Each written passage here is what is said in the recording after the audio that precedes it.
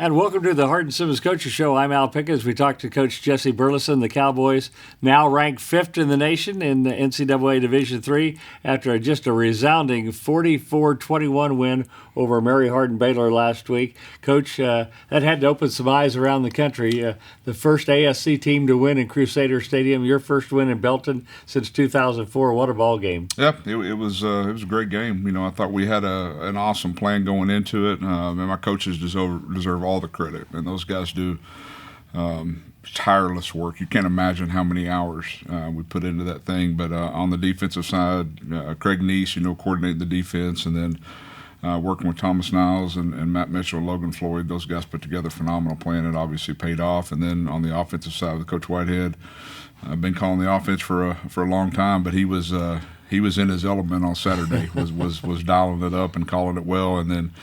Working with J.J. Elkins, who's been with us forever, and Cade Bell and Galen Glenn, adding those new guys into it. And then Matt Fanning's been an awesome addition to our staff, and they just did a great job, and our guys went out and executed it. I thought the first 3 quarters maybe was the most dominant defensive performance I've ever seen from a Cowboy team.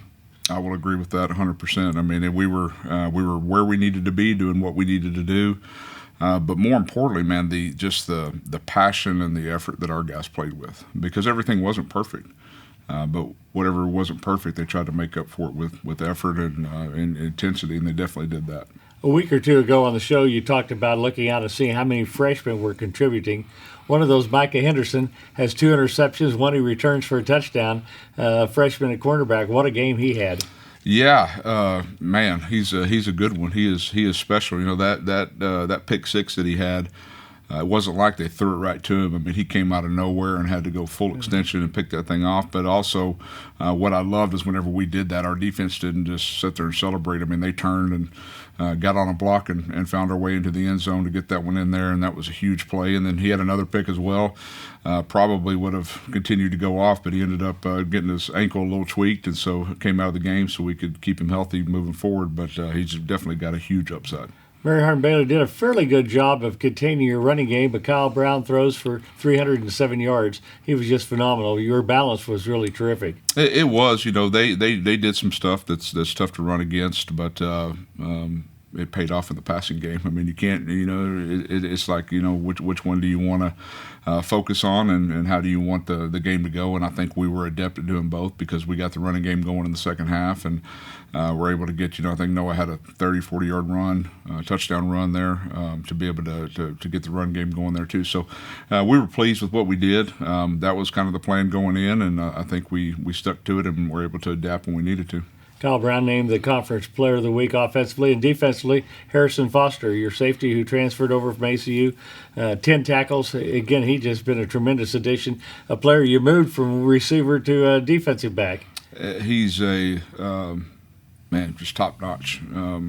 Off the field, I don't think that's what everybody realizes. He's just such a phenomenal young man, a great teammate. And when I talked to him about moving him, and I said, I think this would be a good move for you. And he said, whatever to help the team. There's not that doesn't go on in every program, and I think it's been a pretty good move for him and for us. So we couldn't be more pleased with his progress to this point. Okay, next up, the battle for the Wilford Board Trophy as you battle the crosstown rival of McMurray. You guys are 23-1, I think, against them since they started giving out the Wilford Board Trophy. Obviously, you're going to see their Super Bowl effort because you've dominated the series. They're playing well right now. They're 4-1 right now. Have won 4 in a row. Yeah, I mean they've got a good program, good team, and seem to be getting better. It's going to be a battle. It really is, and we're preparing for just that. And it's important because you're in the same town, but more important because it's our next opportunity. Regardless of who's across from us, we gotta continue to get better. We can't be complacent. We got to have a sense of urgency to do that quick, fast, and in a hurry. First time ever that you've won back-to-back games against ranked opponents with your wins against Endicott and Mary Hardin Baylor. Any concern about a letdown?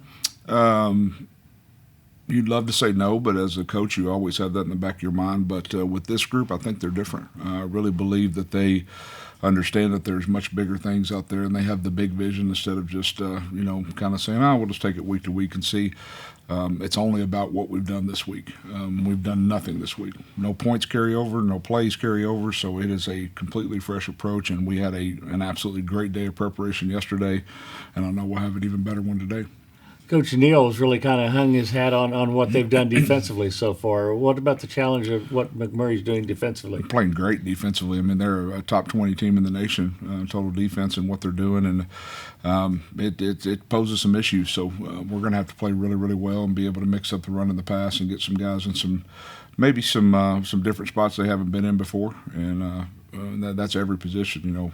I think our guys have adapted well to the game plan so far, and I think we'll be able to continue to improve on it throughout the week. One final note about the Mary Hardin-Baylor victory. It shocked me when I looked back after the game. They actually had more total yards. It was such a dominating game for you, but they ended up with more total yards. Sometimes statistics don't tell everything, do they? No, they don't. I think, and I don't know exactly what it was, but I think somebody told me they had 220 yards in the last 6 minutes of the game. Yeah. And so, is what it is at that point. We got some guys in that probably didn't think they were going to play on Saturday, and when they got their opportunity, we learned a valuable lesson. So you got to stay ready all the time, and when you get your opportunity, you got to go perform, and those guys will be better moving forward. Final key against McMurray. Just be us, be the best version of us, and we haven't seen that yet. We're far from that. That was probably the most exciting thing. Is if you look week to week, is that we continue to get better. We continue to improve the mistakes that we made, and our guys have a hunger and a passion to get better, and that's what I'm excited about. Just go be us and be a better version this week. Is there any difference in this game? The fact is, for the first time ever, it's a non-conference game? Absolutely none. We look at them, and there's 10 of them on there. This is the next one up, and I don't even think we've talked about that. So it's just we know what the opportunity presents. Good thing is it's an in-region D3 game, so those are hard to get whenever they're non-conference. So we better take them when we can get them, and we're looking forward to the opportunity. Coach, it ought to be a fun one. It always is with the crosstown game. Good luck. Thanks, Al. Appreciate it. Jesse Burleson, that is the Hardin Simmons Coaches Show. We'll continue with more after we take this time out.